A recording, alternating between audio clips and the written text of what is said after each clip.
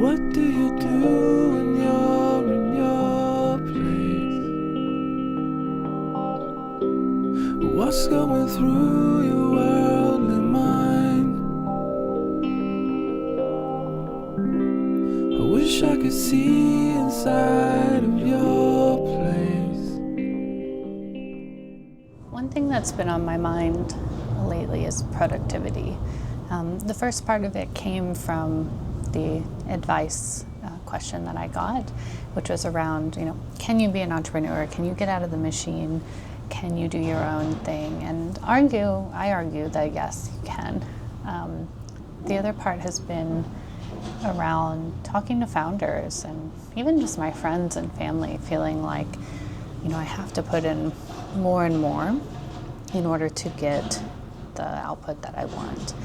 And I had to look this up because of the advice column, and I realized that a lot of that is false.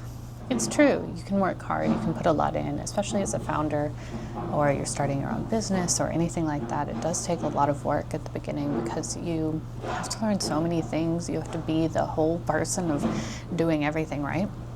But there's been a lot of studies, and I had to look it up because of the advice column. I wanted to be informed. There's been a lot of studies that show actually that productivity hits a certain point. I think it's roughly like 50, 55 hours.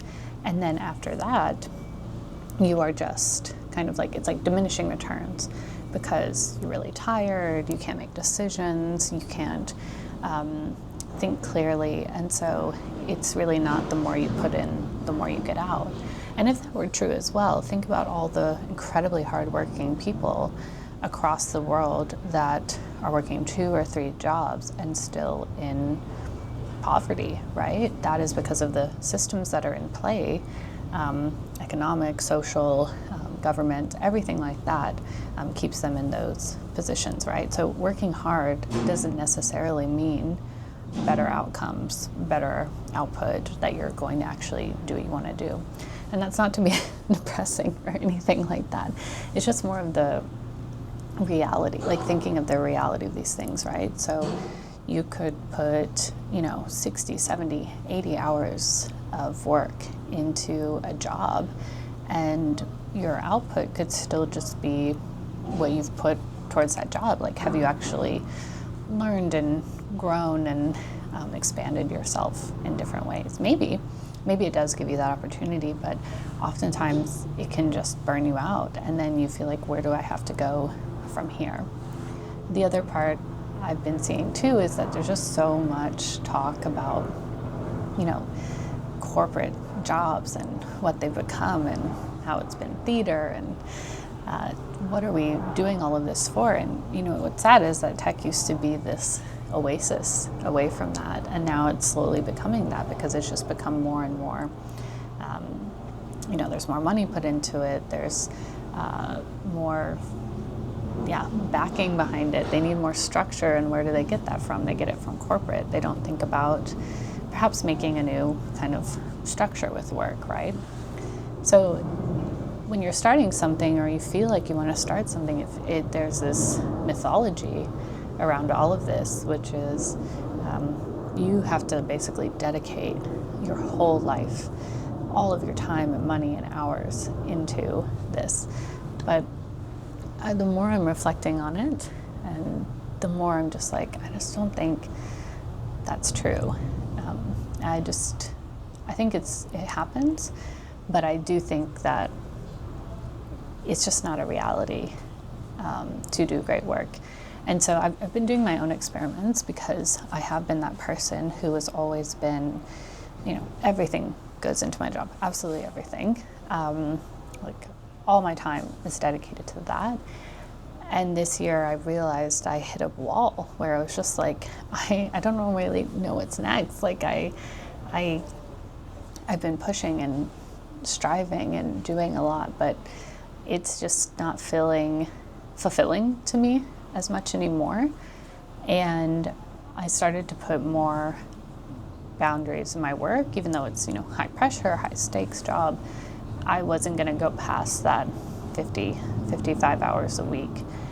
And what I have noticed is because I've set that boundary, I have been able to do a lot more outside of work, not to fill the time because I don't know what to do with it, but more, I have just more of a sense of like wanting to create, having the time and energy to create.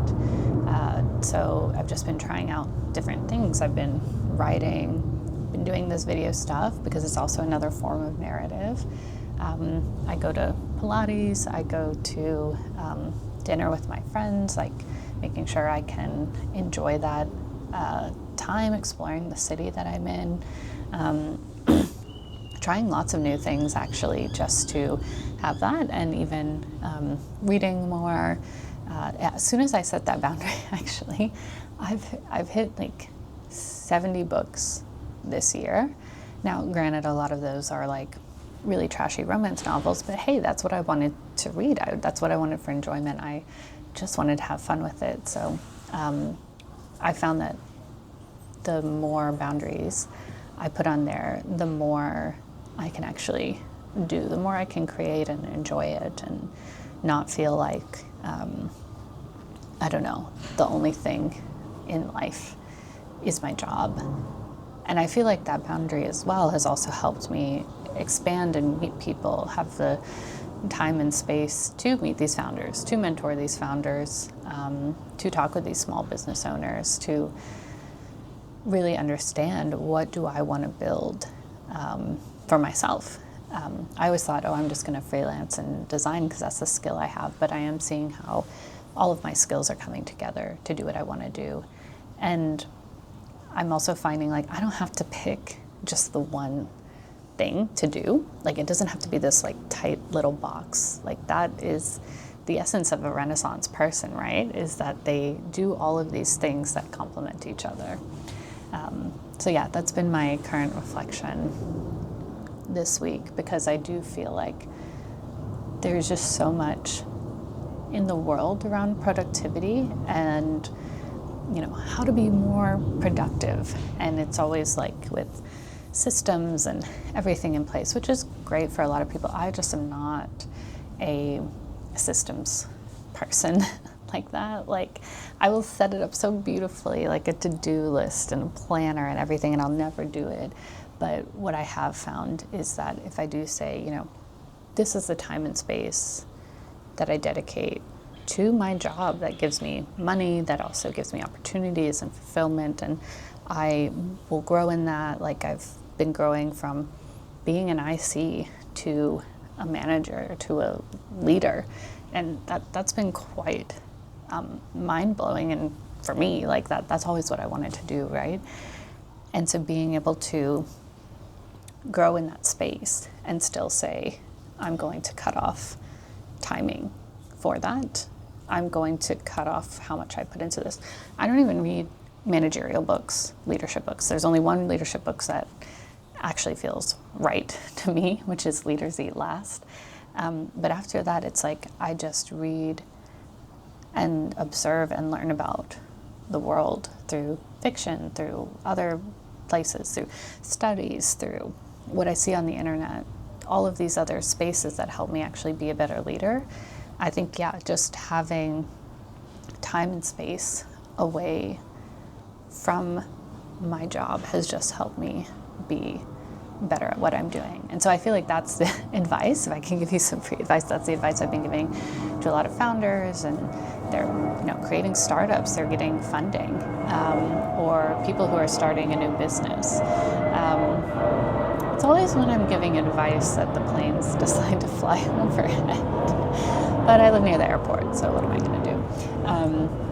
But yes, like to founders, to people who are doing startups, to people who are thinking about it, to people who are doing their own businesses or wanting to do a side hustle or any of these things, I feel like just hustle culture doesn't give you the time and space to find your own voice, your own reflections, your own observations. You'll just end up doing what everyone else is doing, which will just not feel right to you, and you will burn yourself out because you're just not being authentic and giving yourself that space. And you're just doing what other people are doing, right? They gave you that advice and then you're saying it. But if I could give advice on this, it is like, you need to look outside of that bubble. You need to have dedicated time away from your work to learn and observe the world, because that will help you bring all of those connections. It'll help you understand what you need to do next. It might inspire you to do something completely new, and that'll help you be successful. It's like filling up your cup with creativity and enjoyment just helps you be more productive at the end of the day. So yeah, that's been my reflections this week. I never think about productivity. I'm like a fly by the seat of my pants kind of a person. I'm not the best planner by any means, but especially around like, how many hours do I need to put into this and that? I just do feel like I've been able to do so much more with my life as soon as I said, you know what, this is the cutoff time. When I'm there, I do as much as I possibly can. I will totally fill it, but I also know that I need to set aside time and energy so I can do what I want outside of that. And that has just been the biggest unlock for me. Just been, I don't know, it's just helped me so much. It's helped me, like, my mood, everything. So I know it can be scary to do that. It can be scary because the to-do list never ends for all of us. Like, it's not just like founders or whatever. It's like anybody in life. Our to-do list never ends. And so you do have to carve out that time and that enjoyment. So my reflections, you might have seen my cats in the background, Smoka and Soya.